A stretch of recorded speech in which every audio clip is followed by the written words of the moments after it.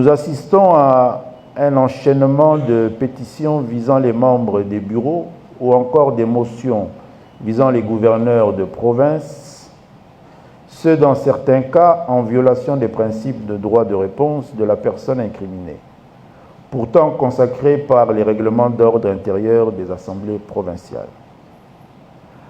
En conséquence, la haute autorité nous a instruit de vous communiquer sa volonté et sa détermination à stabiliser les institutions provinciales en cette période où notre pays est confronté à la guerre d'agression nous imposée par le Rwanda et ses supplétifs du M23 AFC. Dans l'ultime objectif de garantir la cohésion nationale et le développement intégral.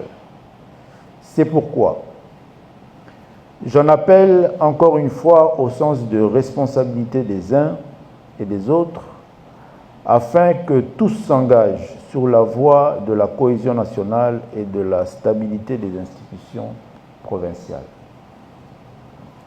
Les gouverneurs de province doivent s'engager dans une gestion orthodoxe et transparente des ressources et assurer une concertation permanente avec les bureaux des assemblées provinciales sur les grandes questions d'intérêt majeur.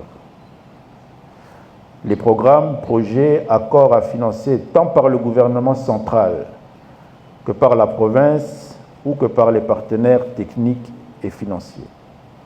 Les honorables membres des bureaux doivent conduire les assemblées respectives à adopter une résolution suspendant les pétitions et les motions pendant cette période de guerre.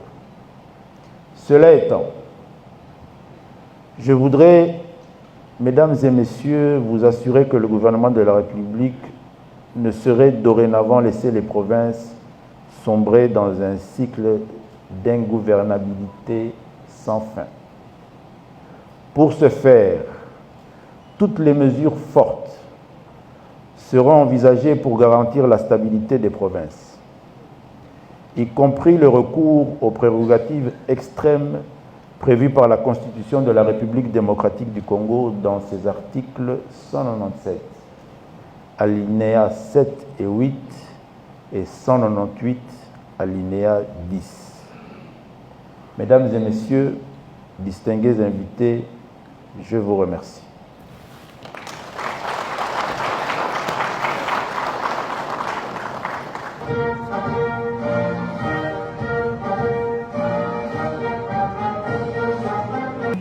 Autorité provinciale, à savoir le bureau des assemblées provinciales ainsi que les gouverneurs et les vice-gouverneurs.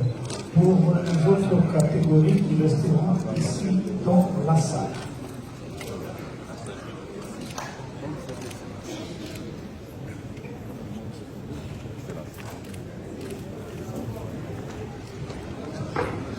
Nous insistons sur le fait que le cocktail est réservé aux autorités nationales invitées, aux membres, aux responsables des institutions provinciales